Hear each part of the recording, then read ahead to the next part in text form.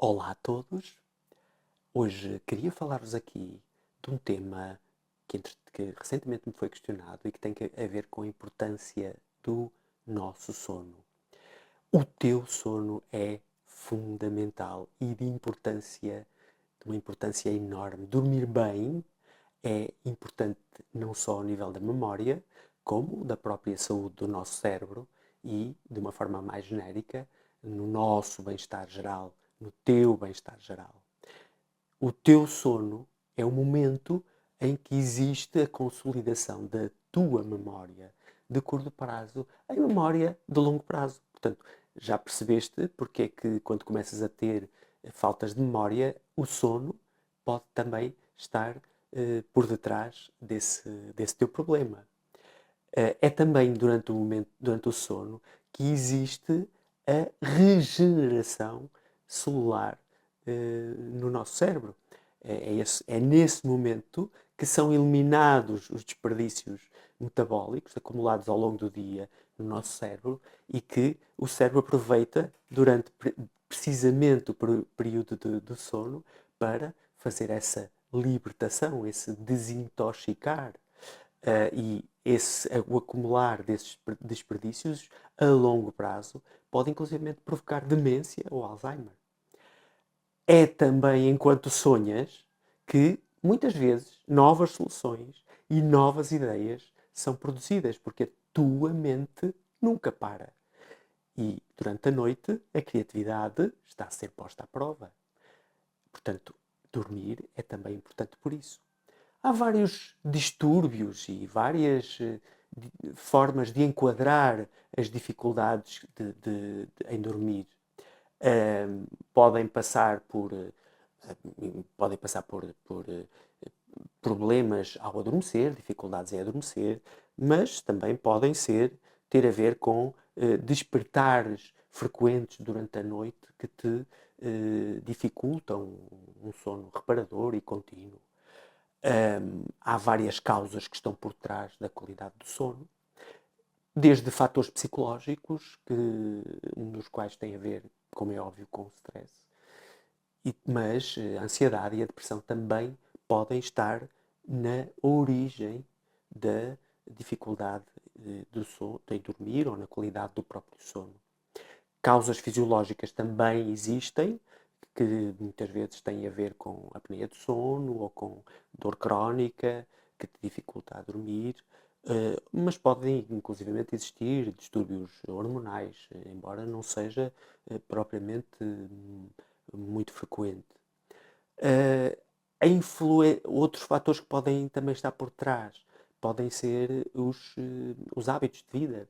Se não tens uma boa higiene de sono, dormir àquela hora, acordar àquela hora, dormir aquele número de horas, também pode ser essa uma causa para a tua má qualidade de sono. Assim como o consumo de substâncias estimulantes, como o álcool, a cafeína ou outros. Claro, as consequências das insónias são evidentes, não é? Em termos físicos, é claro que pode, vais ter mais fadiga, não é? Ao longo do dia. Existe, inclusivamente, o aumento do risco de doenças cardíacas. Ou, por exemplo, a obesidade é mais prevalente em quem tem problemas de sono. Outros impactos negativos são ao nível da saúde mental, incluindo, por exemplo, o desenvolvimento da depressão e da ansiedade, que também podem ser uma causa, não é? Mas tanto podem ser causa como consequência. Outros efeitos são ao nível do teu desempenho cognitivo.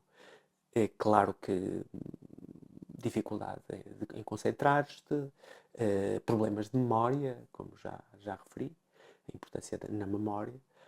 E claro, de uma forma genérica, existem, claro, impactos sociais e económicos significativos quando, de uma forma genérica, as pessoas não dormem bem. Claro, faltam mais vezes, não produzem tanto e a produtividade no trabalho é menor e a qualidade geral de vida também é deteriorada, como é óbvio. Mas o mais importante e o que me faz hoje estar aqui é para tentar dar-te alguns conselhos para te ajudar a melhorar a tua qualidade de sono ou para te ajudar a adormecer. Existem vários conselhos que posso dar. O primeiro é técnicas de relaxamento, aplicar técnicas de relaxamento ou mesmo de meditação que ajudam a preparar o teu corpo e a tua mente para a hora de dormir. Nos últimos cerca de 20 minutos antes de dormir, o ideal seria colocares uma música suave, um áudio que te ajudasse a relaxar, tornasse o local onde vais estar mais calmo, mais relaxante e dessa forma induzires um relaxamento que te vai certamente ajudar a entrar no momento de dormir. Outro aspecto importante também tem a ver com o controle da tua respiração. Se ao deitares, fechando os olhos, tomares consciência da tua respiração, e aconselho que seja sempre a respiração diafragmática, ou seja, aquela respiração que acontece ao nível da tua barriga e não do peito, dessa forma consegues induzir um maior relaxamento. Tenta concentrar-te na respiração, sentir o ar a entrar, sentir o ar a sair. Depois há algumas técnicas de controle dessa própria respiração. Eventualmente, se achares necessário, poderei dar algumas dicas sobre isso, porque existem diversas técnicas e, claro, existirá uma certamente que se adapta melhor a ti, que tem a ver com o número de vezes, o número de tempo que demoras na inspiração, na expiração, e eventualmente se faz algum suster da respiração entre o inspirar e expirar. Enfim, são diversas variantes que podem existir. Mas há outras questões importantes para além disso. Uma delas tem a ver com o ênfase que deves dar à rotina do teu sono.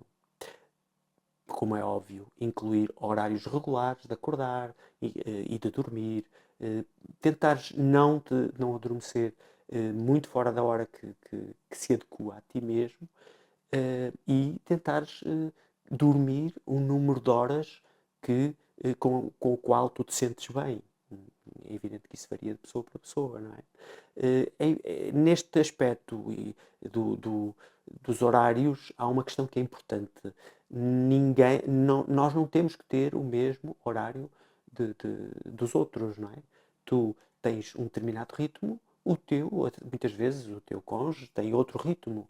Isso acontece, chama-se os cronótipos.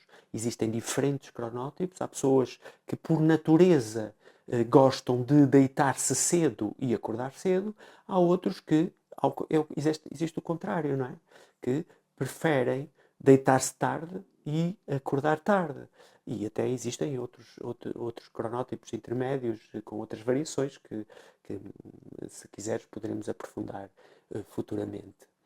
Mas o importante é teres consciência desta noção de que deves ter os teus horários, a tua higiene de sono deve ser cuidada.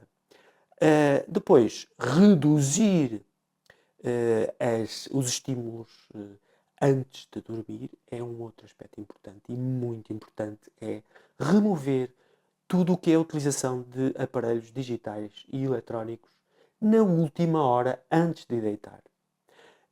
E mesmo quando usas antes, há um conselho que te posso dar, que é ou através dos óculos que limitem o espectro do espectro azul da luminosidade, porque este espectro azul da luminosidade tem a ver com a produção de melatonina. Este espectro azul não é necessariamente a cor azul, tem a ver com o espectro e afeta a produção de melatonina.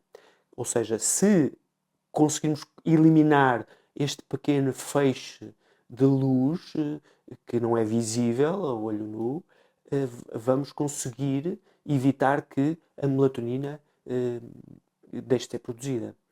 Portanto, ou utilizando óculos com eliminação do espectro azul, ou existe um modo nos telefones móveis, que é um modo de leitura, que permite, basta ir às definições e colocá-lo como modo de leitura e imediatamente ele elimina-te este espectro. E isto, qual é a vantagem? Exatamente como disse, faz com que não haja risco de limitar a produção de melatonina. Outra questão importante tem a ver com a dieta, a tua dieta alimentar, que deve ser equilibrada e ela própria promover um sono saudável. Como? Evitar na última refeição, antes de dormir, comidas de digestão difícil e, pelo menos nas últimas 3, 4 horas antes de dormir, o ideal seria não haver digestão a ser processada. Portanto, que o jantar seja administrado 3, 4 horas antes de dormir. Isso seria o ideal para facilitar o período de sono que se avizinha. Outros hábitos importantes têm a ver com o consumo de álcool, que não deve acontecer nas últimas 2 horas antes de ir dormir, porque, embora tu possas dizer, mas eu durmo na mesma, mas o problema não é o dormir, o problema, neste caso, pode ser a qualidade do sono que tu vais ter durante a noite. Podes até estar a dormir, mas a qualidade do sono não ser suficientemente reparadora. Outra questão importante tem a ver com o consumo da cafeína, que também prejudica a qualidade do teu sono. Portanto, o café, há alguns conselhos sobre a utilização do café. O ideal seria não beber cafeína nas últimas 8 horas antes de dormir.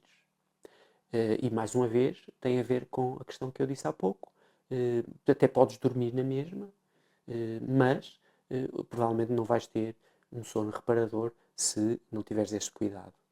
Eu até costumo dizer que, isto já é um à parte, não tem a ver diretamente com o sono, que é, não é necessariamente vantajoso tomar café nos primeiros 90 minutos logo ao acordar. Porquê? Porque o efeito do café é um estimulante. Nesses primeiros 90 minutos, a tua produção hormonal não necessita que tu introduzas um estimulante. Portanto, não é contraproducente, mas não te vai trazer grande vantagem. O ideal mesmo é, mais ou menos hora e meia depois de acordares, aí sim tomares o teu primeiro café. E aqui sim é uma questão importante. Qual é o máximo de cafés que deves tomar para não influenciar o teu sono, a tua qualidade de sono? Os estudos dizem que, claro que depende da quantidade de cafeína que tiverem, mas em termos médios, 2,5 seria o máximo. Okay. Outras sugestões no teu ambiente de dormir, deves ter o cuidado de mantê-lo sempre ventilado e fresco, livre de algo que associe à preocupação do trabalho. Portanto, o trabalho, quando entras no teu quarto, deve ser um local de descanso que a tua mente associe ao descanso e não associe a estímulos que não de relaxamento. É aconselhável dormir em absoluta escuridão. Claro que há pessoas que não conseguem. Se não consegues, o mínimo possível. Mas isto tem a ver também com a produção de melatonina. A melatonina é responsável pelo teu sono, não é? Induz a sonolência. Se existe muita luz, há menos produção de melatonina e, claro, que vai limitar ou pode limitar o teu sono ou a qualidade do teu sono.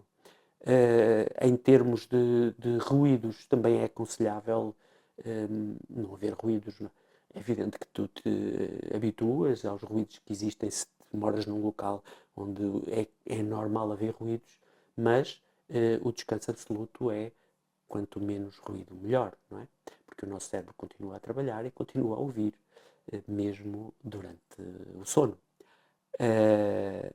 Uma outra questão que pode ajudar também no ambiente do teu quarto é a aromaterapia.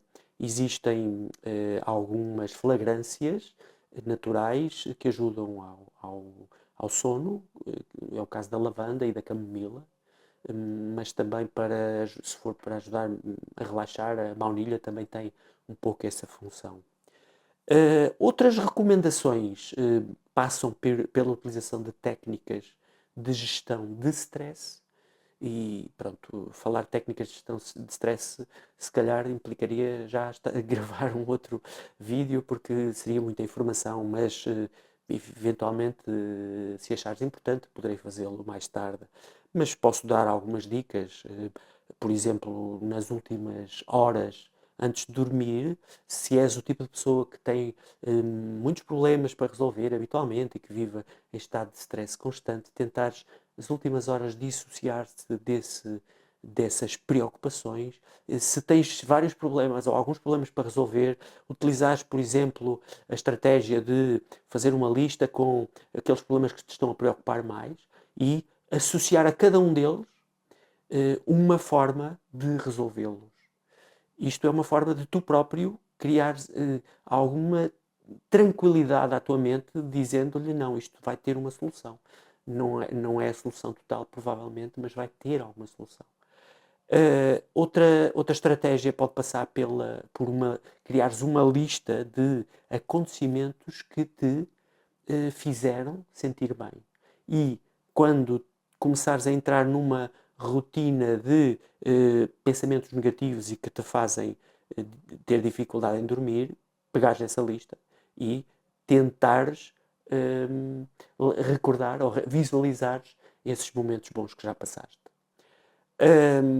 E depois há algumas sugestões, por exemplo, quando acordas durante a noite, se não conseguires voltar a dormir durante os primeiros 20 minutos seguintes, o ideal mesmo é não continuares deitado, é levantar-te e ires fazer qualquer coisa, beber um copo de água, e, fazer qualquer coisa, mas que não seja estimulante, não pegues em tecnologias e algo do género, para tentares, depois, quando voltares para a cama, para o local onde vais dormir, haver aquela associação a um local que está ali para te relaxar e para te induzir ao sono. Há também algumas estratégias de tentar induzir o sono, os chamados mind games. Por exemplo, um que me recordo tem a ver com a própria pessoa fazer a contagem decrescente, a mais conhecida é de 300, contagem decrescente, de 3 em 3. E de olhos fechados ir contar 300, 297, 294, 291 e, claro, provavelmente antes de chegar ao zero já terá adormecido. Porque isto evita o quê? Que a mente esteja ocupada com outras questões. Tu, para conseguires fazer esta contagem, tens que te desligar de outro tipo de preocupações que a tua mente está naquele momento a ter. Outros aspectos importantes passam, por exemplo, pelo exercício físico regular. É claro que se calhar de uma forma indireta, mas se fizeres exercício ao longo do dia, provavelmente quando chegas à hora de dormir vais ter um outro estado de relaxamento para conseguir induzir o sono. Existem depois alguns medicamentos químicos para dormir, mas quero dar-te o meu exemplo. Eu, quando estava internado, aconteceu mais do que uma vez ser procurado pelo psiquiatra, dizendo-me, aconselhando-me a tomar medicação para dormir. E a minha resposta foi: Sr. doutor, compreendo a sua preocupação e agradeço, mas eu não tenho dificuldade em dormir. O meu problema é que eu preciso de mudar de posição durante a noite. E infelizmente eu não consigo fazê-lo. Naquela fase é que não conseguia, não é? E como não consigo fazê-lo, se não me ajudarem a fazê-lo, eu não vou conseguir dormir a seguir como deve ser, ou não consigo dormir mesmo. Daí a minha necessidade de pedir ajuda para mudar de posição. Isto para explicar o quê? Existem causas que estão por trás de não conseguir dormir. E tomar medicação para dormir, medicação química, é, mais uma vez, trabalhar nos sintomas e não resolver o problema. Ainda por cima, este tipo de medicação tem cria habituação e não te vai resolver o problema. Vais estar dependente daquela muleta, digamos assim. Claro que se for necessário, durante um período curto, um prazo curto de utilização, que seja, mas o ideal é não necessitar. Depois, desaconselho também a automedicação, pelas mesmas razões, principalmente quando os problemas de sono são persistentes. A automedicação não resolve o problema. Existem depois também alguns suplementos que podem ajudar a melhorar o sono e que esses não terão efeitos secundários à partida. Um deles passa pela própria administração da melatonina, produzida de forma sintética. Agora, não te esqueças que a melatonina é uma hormona produzida pelo teu cérebro e tu próprio tens essa capacidade de produção. Tens é que garantir as condições para que essa melatonina seja produzida na altura certa e no momento que precisas. Entendes? Portanto, mais uma vez, és tu que tens as soluções, não precisas de trazê-las de fora. Outros suplementos podem existir, algum tipo de vitaminas. Não queria também falar muito entrar aqui muito pelos canabinoides, que também ajudam a indução do sono, mas mais uma vez não são a solução para resolver o problema. São, mais uma vez, uma forma de camuflar os sintomas. Outros hábitos saudáveis que podem ajudar-te e contribuir para que tenhas um melhor sono podem passar por beber mais água. Não te esqueças que enquanto dormes, durante a noite, podes perder até 1 litro de água. Portanto, o ideal é logo de manhã ao acordar ter o hábito de beber água. Outro hábito que pode também ajudar indiretamente passa por tomares um banho de água fria logo ao acordar.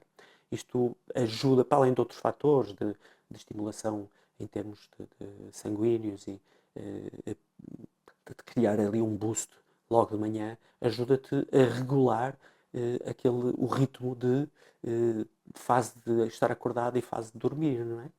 Aquele estímulo logo de manhã. Já falei do exercício físico, também se puderes fazer logo de manhã também é importante, mesmo que faças alguns exercícios simples logo de manhã, já é uma boa ajuda.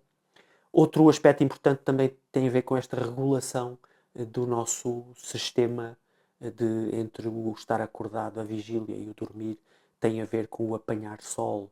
Mais uma vez, a questão da produção de melatonina. Logo de manhã, se puderes apanhar uns minutos de sol, isto ajuda-te a que haja uma redução imediata na produção de melatonina. Isso provoca um despertar, não é? Ajuda no despertar. Não estou a dizer ficar ali muito tempo ao sol, porque isso pode ter outro efeito. Mas aquele apanhar de sol durante alguns minutos ajuda, como é óbvio, a despertar. Não é por acaso que ao acordar se deve abrir logo as janelas e deixar entrar muita luz. Outro aspecto importante tem a ver com as cestas, os pequenos períodos de dormir que podes e deves fazer durante o dia. Mas não devem ser períodos muito longos. O que se aconselha, inclusivamente, habitualmente utiliza-se aquele hábito de, após a hora de almoço, entre a 1 e as 3, tirar ali no máximo 20, 25 minutos para passar, como se costuma dizer, passar pelas brasas. Isso ajuda também a ativar logo a seguir e, no fundo, vais conseguir manter um ciclo mais regular entre a vigília e o sono. E pronto, são estes alguns dos meus conselhos. Agradecia que, caso tenhas mais algum conselho que poderia ser útil acrescentar, me faças passar, agradeço e publicá-lo-ei futuramente. É sempre uma ajuda e algo que eu possa ajudar, estarei aqui para isso também. Em suma, neste tema, o essencial mesmo é que tu durmas bem para que possas viver melhor. Gratidão.